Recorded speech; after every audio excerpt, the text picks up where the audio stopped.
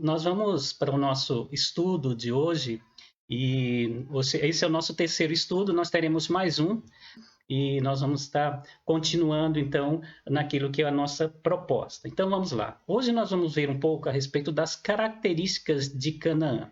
Claro que no estudo passado a gente viu muitas coisas no que diz respeito a características também, mas que tem a ver ali com a questão da tipologia, tá bom? Por isso que nós podemos dizer o quê? Que como vimos na lição passada, Canaã e o livro de Josué trazem, né, em si representações de verdades espirituais que são aplicadas à vida daqueles que estão em Cristo, tá bom? Então, assim, para a gente compreender, não é espiritualizando ali a questão, mas apontava para coisas que têm a ver com a nossa vida espiritual, tá? Por isso ali vimos a questão ali do que a própria o próprio livro, né, como os acontecimentos ali, eles tipificavam algo que tem a ver com a nossa salvação, tá? Então não quer dizer aqui que aquilo ali era o céu, era as outras coisas que muitas pessoas acham que era, né? A interpretação de que Canaã é o nosso céu. Não, Canaã é a nossa estadia, um lugar de bênção, um lugar de paz, um lugar onde nós desfrutamos da nova vida em Cristo, mas essa nova vida é cheia, né, de lutas, de conquista que nós precisamos estar desenvolvendo para que possamos, então, posteriormente, estar chegando, né, à plenitude daquilo que Deus tem para as nossas vidas, ok? Então, vejamos. Cabe-nos analisar três coisas que são ditas sobre Canaã e que se destacam como características tipológicas, tá? Então, trazendo um pouquinho daquilo que vimos anteriormente, três coisas aqui vão nos ajudar, né, a aprofundar um pouquinho mais nessas questões e que tem a ver, né, tanto com o livro, né, como a própria questão de Canaã em si, tá? Então, que lições nós podemos tirar, podemos ver ali dessas questões que diz respeito a Canaã para as nossas vidas? Então, a primeira dela é que Canaã era o descanso prometido.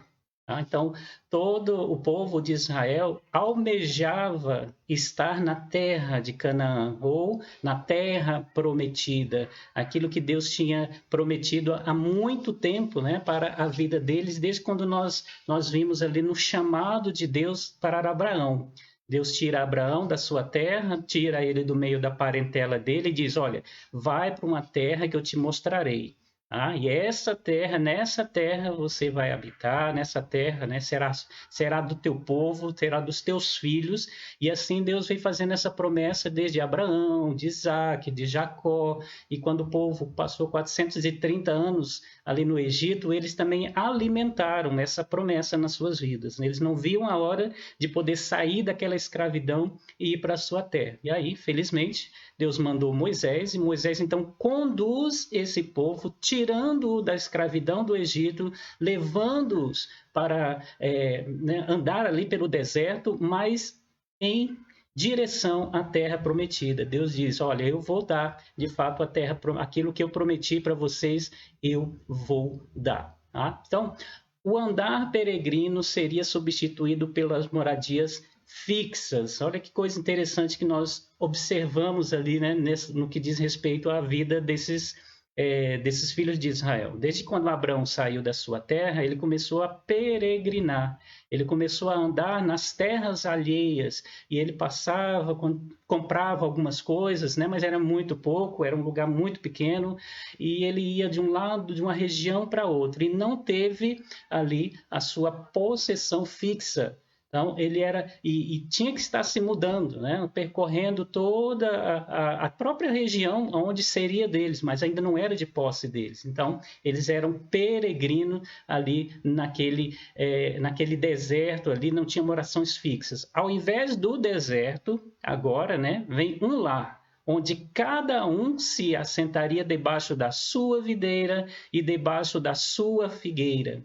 Isso é muito interessante, em 1 Reis 4:25, relata ali um pouco a respeito do reinado de Salomão, porque Davi né, quando ele veio a ser rei, foi um rei de guerra, um rei lutador, um rei conquistador, que expandiu ali os limites do povo de Israel, né, as suas heranças, por muitos e muitos lugares. Foi além daquilo que tinha sido até prometido ali para o próprio povo, né? Então, e aí nos dias de Salomão, o povo viveu em paz. E o texto diz para nós ali que eles viviam literalmente ali debaixo das suas videiras, debaixo das suas figueiras, ou seja, era uma vida muito tranquila, era uma vida realmente de descanso, onde eles não tinham o calorão do sol, onde eles não tinham a fadiga, onde eles não tinham, né, o grande peso, né, do trabalho escravo que eles tinham lá no Egito.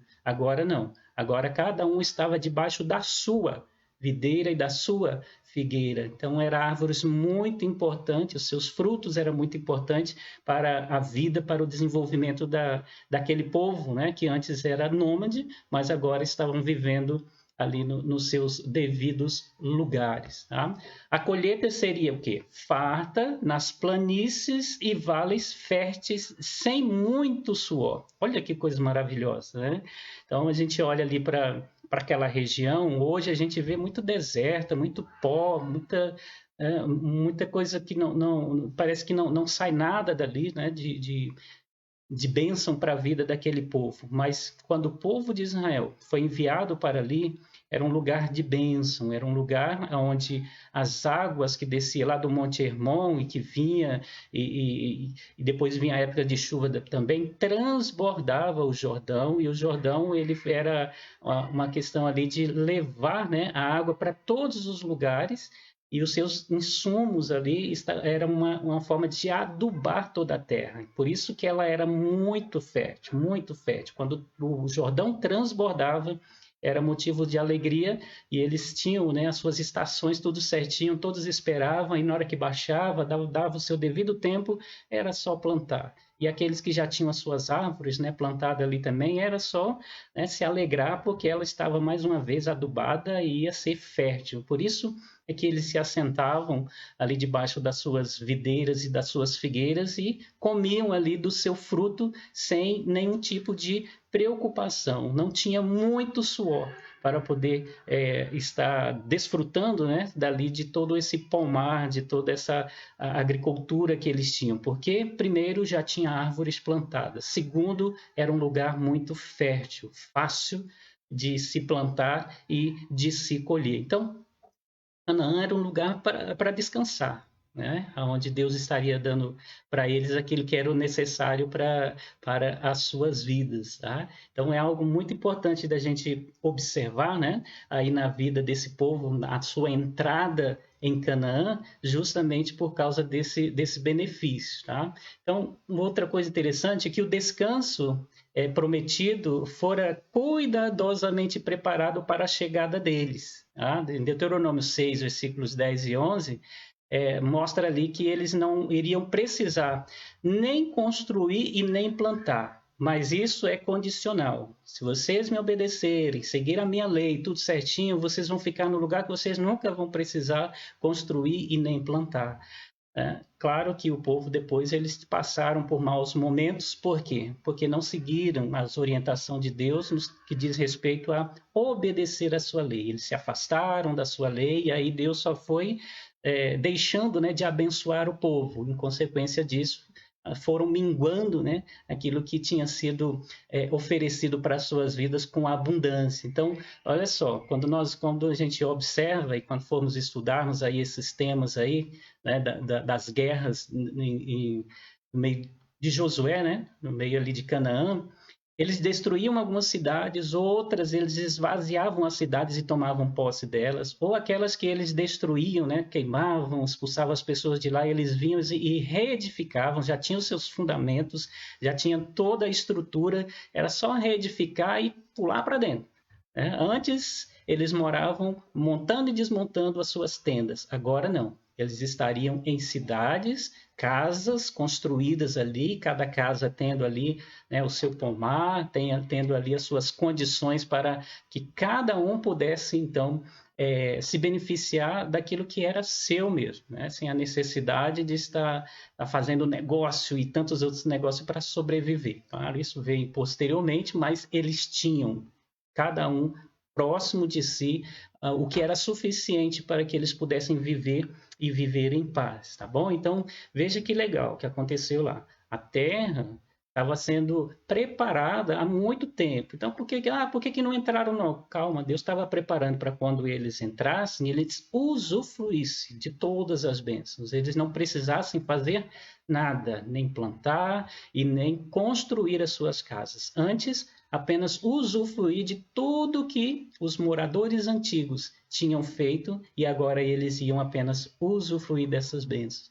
É por isso que nós podemos dizer que uma das características de Canaã é descanso, porque é um lugar, né, que Deus tinha preparado há muito tempo para eles e agora, de fato, eles iam descansar de toda a fadiga. Eles tinham sempre na memória os 430 anos que eles permaneceram no Egito e desses muitos e muitos anos, vários séculos, foram sendo escravos. Tinham que trabalhar duro para poder, então, ter só ali o seu dia a dia, o seu alimento ali. E além de trabalhar para si, tinha que trabalhar também para o faraó, trabalhar para o governador ali, né, do próprio Egito. E agora não. Eles estariam descansados de toda essa fadiga sobre eles, iriam usufruir de tudo que os anteriores já tinham feito. O trabalho deles seria muito pequeno, né? Só de colheita, só de poder estar cuidando ali, zelando para que produzisse mais e mais, tá bom? Então, por isso que Canaã simboliza, né, a questão de descanso, onde você não precisa estar lutando para sobreviver. É só entrar ali e desfrutar das bênçãos próprias daquele lugar. Uma segunda questão é que Canaã era lugar de fartura. Tá? Era um lugar muito farto mesmo. A palavra de Deus era muito clara em dizer isso. Né? Lá atrás, o próprio Deus já havia prometido, né, que seria um lugar, quando ele chamou a Abraão, ele já disse que levaria eles para um lugar. Depois, Isaac e Jacó vieram alimentando isso. Quando Moisés chegou e foi enviado, o que Deus falou para ele, disse que enviaria. Olha, vai, e eu vou tirar esse povo dali do Egito e vou mandá-los para um lugar aonde mana leite e mel. Ou seja, isso é algo abundante na vida, né, do povo quando estiver naquele lugar. Muito interessante a gente observar que o número, né, de habitantes, né, que compunha ali o povo de Israel era enorme. E eles tinham muito gados, muitas ovelhas, eles eram considerados como pastores, né, porque cuidavam de rebanhos e tal. E, claro, quando eles chegaram no lugar onde era a moradia deles, tinha ali o seu pasto e um pasto verdejante e os seus animais ali produziam, com certeza, do melhor leite, leite com abundância. Por isso que a palavra de Deus, ali o leite é com abundância, ainda mais eles que saíam lutando, vencendo e pegando o gado daquelas pessoas, então eles não teriam que se preocupar com isso também. Tá? E também existia, né, a própria questão da natureza ali, das abelhas, o mel que também era abundante na vida daquele povo ali, então era um lugar deles desfrutarem, era um lugar que tinha muita e muita fartura, né? Ao ponto que Deus falou, olha, vocês vão trabalhar 6 anos, tá? No 7º ano vocês deixam a terra descansar. E mesmo, né, depois que eles chegaram na terra, Deus falou, olha, quando vocês chegarem na terra, deixa ali, né, a terra não vá trabalhar essa terra, deixa a terra ali, deixa as frutas ali virem, o que cair é que você pega e come, não vai cultivar, não vai armazenar, não vai vender, só usufrui de tudo aquilo que está ali. Depois sim é que você vai começar ali a trabalhar, né, para que possa, quem sabe, produzir mais, mas que eles já tinham em abundância quando chegaram lá. Tá? Então, a Moisés foi dito a ele que seria uma terra que mana leite e mel. né? E a outra coisa também era uma terra de grão e de vinho também. No final, ali, quando Moisés estava terminando todas as orientações para o povo, ele falou também ali, né, que se eles fossem fiéis, fossem obedientes, eles estariam no lugar, né, onde haveria muitos grãos e muitos vinhos, né, que era realmente o material da época de subsistência e também, né, daquilo que seria o comércio deles ali. Então, é um lugar muito farto, né? Farto mesmo. Quem estudou geografia internacional pôde perceber como que era farto de fato aquele lugar, o que eles faziam e fazem até hoje para que aquele lugar seja um lugar muito farto mesmo né, que traz ali a provisão do alimento para a vida de todos aqueles que ali moram, ali residem ali. Então, Canaã é um simbolismo ali, né, ou um lugar de fartura. O povo foi enviado para um lugar não de escassez, mesmo que cruzassem o deserto, mesmo que muitos lugares parecessem tão sem condições, mas era um lugar de fartura para todos eles, né? Os filhos e aqueles que viriam depois estariam ali usufruindo de todas essas bênçãos. Tá? E aí em Deuteronômio, mais uma vez, mostra ali que uma terra onde os olhos de Deus estão sobre ela o ano inteiro. É muito interessante, né? Se você tiver curiosidade aí de estudar aquelas terras lá, né, de Israel lá, você vai perceber ali que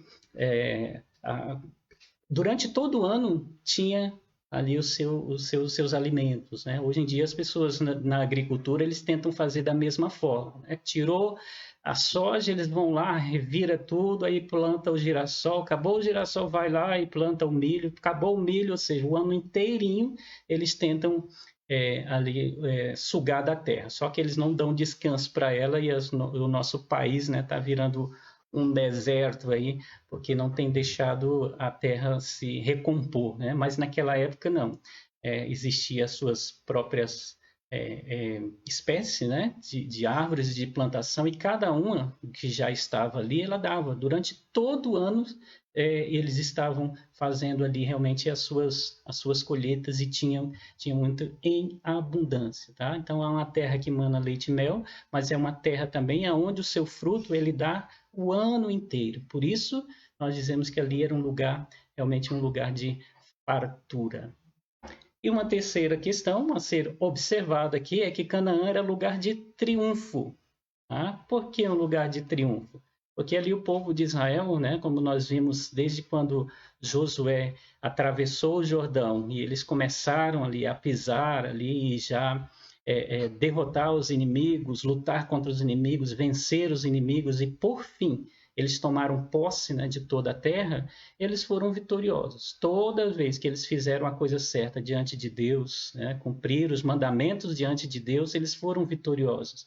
Mas às vezes em que eles não consultaram o Senhor, às vezes em que eles se desviaram daquilo que era a ordem do Senhor para as suas vidas, eles foram derrotados. E muitas vezes, até para corrigi-los, Deus mesmo fazia com que alguns inimigos se levantassem contra eles. Na hora que eles descobriam ali que realmente tinham errado, se colocava diante de Deus, Deus falava, ó, eu ouvi a oração de vocês e vou trazer o libertador aí para que vocês possam viver. É bem interessante a gente observar que Deus, nesse sentido, né, ele foi muito condicional com o povo. Porque se o povo obedecesse, eles iriam desfrutar das coisas boas. Agora, se não obedecessem, Deus não tinha mais parte com eles com essa aliança, porque a aliança era com Deus e os homens. Os dois tinham que fazer a sua parte. Se o homem quebrasse a sua parte, Deus falou: eu não tenho mais compromisso com vocês. Mas até mesmo, né, por causa da misericórdia dele, ele acabava abençoando o povo ali, né, não fazendo com que naquele momento eles sofressem tanto, mas ia tirando aos poucos os benefícios na vida deles. Tá? Então, Canaã estava cheio de inimigos de Israel, porém esses inimigos já estavam derrotados porque Deus os desapossara. Quando Deus falou ao povo que era para eles irem, e eles iriam morar numa terra, e eles falaram, mas ali tem inimigos. Eles falaram, pode ficar tranquilo, porque eu já os desprezei, eu já desapossei eles, né? Já desprezei por causa dos ídolos que eles não servem a mim, eles me aborrecem, então eu já desapossei eles. Só falta vocês chegarem lá e cumprir, né, esse mandato meu e expulsá-los de lá. Já daqui em diante já não é mais posse dele. Pode chegar, pode destruir mesmo, tá? Pode matar, não deixa ninguém. Que é um povo que tem feito as coisas totalmente contrárias a mim, tem me ofendido, tem vivido aí, né, guiado por outros deuses e tem realmente assim contrariado a minha vontade, aquilo que eu desejo para cada vida. Então, Deus foi condicional, né, com esse povo, mesmo dizendo para eles, pode ir porque eu já desapossei eles. Eles já me irritaram o suficiente, eu já rejeitei, então é só vocês chegarem lá. Quando vocês chegarem, pode entrar e expulsar todos eles, porque vocês vão triunfar em todas as batalhas de vocês. Tá? Então Deus não estava chamando Israel simplesmente para lutar, mas sim para uma vitória certa. Não era assim, vamos lá e ver se vocês conseguem. Não, Deus estava chamando eles para lutar, mas Deus mesmo já tinha desapossado eles. Era só o instrumento, né, de Deus expulsá-lo de lá, era os israelitas. Eles tinham que se colocar à disposição de Deus e vale lembrar mais uma vez aqui que toda vez, né, que eles saíam à batalha ali, a Arca da Aliança ia junto, sacerdotes iam juntos ali, né, e toda vez que eles saíam, né, em nome do Senhor, ele falou, essa luta é minha, por isso que vocês são vencedores, porque é eu que estou expulsando, pode ir, porque eu vou dar a vitória a vocês. Então, por isso que muitas vezes eles lutavam com menos pessoas e venciam a multidão. Outras vezes eles não precisavam muito nem lutar, porque Deus mesmo já mandava um anjo na frente, já fazia com que eles se virassem contra eles mesmos, né? E vissem coisas que só eles mesmos conseguiam ver de tormento para eles, ouvissem coisas que, né, o próprio Deus estava fazendo eles ouvir, só para realmente ali ir uns contra os outros e acabar destruindo a si mesmo. Quando você lê o livro de Josué ali, você vê muito isso, essas guerras, essas lutas assim que eram travadas, muitas vezes o povo de Israel ficava só vendo. E aí eles acabavam se destruindo ali, né? Depois o povo só ia lá para juntar os despojos, pegar o rebanho deles e continuar, né? Ali perseguindo aqueles que porventura já tinha se livrado ali. Mas por quê? Porque a vitória estava certa, porque Deus é que estava indo à frente. A luta, a guerra era dele. Então, eles poderiam andar muito bem e confiantes de que seria um grande triunfo a saída deles. Tá? Vamos lembrar muito bem aqui, todas as vezes que eles saíam sob a orientação do Senhor. Quando eles não buscavam o Senhor ou quando se faziam de forma errada, eles eram derrotados. Tá? Então, você vai perceber ali muito essa questão acontecendo no meio do povo de Israel. Deus chamou eles para que não apenas para lutar, mas para vencer, desde que eles agissem da forma correta. A outra questão é que Canaã seria com certeza um triunfo caso, né, não caso os israelitas fossem fiéis. Tá? Então, depois a gente vê, depois se for estudar os livros um pouco mais para frente, né, o livro dos reis, o livro de crônicas, você vai ver ali o povo perdendo as suas posses, perdendo tudo. Deus foi diminuindo o limite deles. Né? Na época de Davi, na época de Salomão, se expandiu, pois a partir, né, dos filhos, né, do filho de Salomão, Roboão, depois Jeroboão, aí houve uma divisão ali, né? Jeroboão, que não era da linhagem real, pegou 10 tribos e Roboão, que era da tribo, né? Que era da realeza ali, filho de Salomão, ele ficou com 2 tribos. E aí, né, essas 10 tribos, eles andaram muito, muito, muito mesmo contrário à vontade de Deus. Quando você olha os reis de Israel, você pode ver que a maioria esmagante deles fizeram o que era mal perante o Senhor. Enquanto que do povo, né, de Judá, alguns só fizeram o que era mal perante o Senhor e foram ali destruídos. A maioria deles fizeram, né, essas coisas boas, deixaram não completamente igual a Davi, mas outros fizeram igual a Davi. E aí, mesmo assim, né, por causa do pecado deles, Deus foi entregando. Vocês não estão sendo fiéis a mim, então, assim, todo aquele triunfo que vocês tiveram vai se perder agora. Vou diminuir a terra de vocês, ao ponto de que as 10 tribos mesmo, né, de Israel ali, lá de Samaria, elas foram extintas. Enquanto que de Judá foram levados cativos, depois voltaram, ficaram alguns moradores, e hoje a gente vê, né, o estado de Israel ali, um estado muito pequeno ali, brigando com a Cisjordânia, que era parte dele, né? Mas tudo isso é história ali, mas que tem a ver também ali com a questão, né, da falta de obediência desse povo para com Deus. Tá? Então eles tiveram um grande triunfo enquanto eles foram fiéis, mas a partir do momento em que eles foram infiéis para com a palavra de Deus, os mandamentos do Senhor, foram novamente sendo massacrados, né, por outros inimigos. Aqueles inimigos já tinham sido vencidos, mas vieram outros inimigos e os venceram, porque eles não eram fiéis ao Senhor. Tá? Então era preciso ser fiel ali ao mandamento do Senhor. Quero concluir, né, e que a gente possa refletir um pouco, até trazendo isso um pouco para a nossa vida espiritual também, né? Tem muito a ver com a nossa vida espiritual. Canaã ilustra em tudo isso aquela vida nos lugares celestiais, de que Efésios 1:3, que é o nosso privilégio presente em Cristo. Tá? Então, características de Canaã. Então, nós vimos aqui a questão das características, né? Tem o descanso que é prometido ali, tem a questão da fartura e tem o lugar do triunfo. A vida espiritual é dessa forma para nós também. Quando nós estamos em Cristo, né, entramos, né, para um relacionamento com Ele, pelo batismo, pela conversão, pelo batismo, é como se estivéssemos atravessando o Jordão das nossas peregrinações em busca de algo, né, e agora nós vamos entrar para um lugar que é um lugar de descanso, onde nós não vamos estar mais procurando outro lugar para ficar, só aguardando o lugar perfeito. Tá? Assim bem como é um lugar ali de fartura, né? Nós podemos usufruir das bênçãos espirituais. E por que muitas vezes não desfrutamos? A culpa é nossa. Nós é que não somos fiéis a Deus como deveríamos. E aí, por isso, muitas vezes a gente não desfruta de tudo aquilo que é bom para nós, tá? E aí ele colocou para nós, em último lugar aqui, né, a questão de triunfo. Por que muitas vezes nós somos derrotados, né, em nossas investidas espirituais, né, e dentro daquilo que é a nossa vida?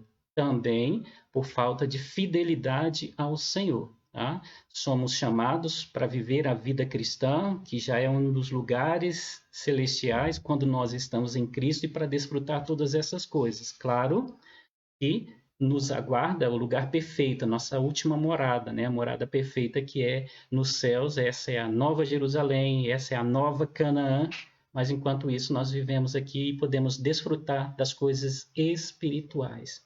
Descanso, fartura, triunfo, essa é a nossa rica herança em Cristo. Então, se nós estamos aguardando a coroa da vida, que é a vida eterna, nós já estamos desfrutando dessa vida nova. A vida em Cristo é a nossa herança, né? E nós podemos desfrutar dela aqui já, e aí posteriormente continuar desfrutando dela com uma coroa, né? Que é uma bênção maior, que é o quê? Eterno, uma vida eterna. Vivemos aqui um pouco tempo de vida cristã, desfrutando das bênçãos do Senhor, mas quando formos para a eternidade, será eterno, e não será um pouco, né, das bênçãos que nós vamos estar desfrutando. Pelo contrário, o descanso será eterno, a fartura será eterna, o triunfo será celebrado eternamente, porque não há mais condição nenhuma da gente perder algo. A gente ficar lutando. A nossa luta é aqui. E é por isso que nós temos que estar nos apegando a Cristo Jesus, né? E toda a armadura que Ele nos dá para a gente poder resistir esses dias maus e resistir o inimigo e vencer o inimigo também. Canaã também pode ser a nossa experiência real. Tá? Então, quando é que eu vou experimentar? Aqui, agora.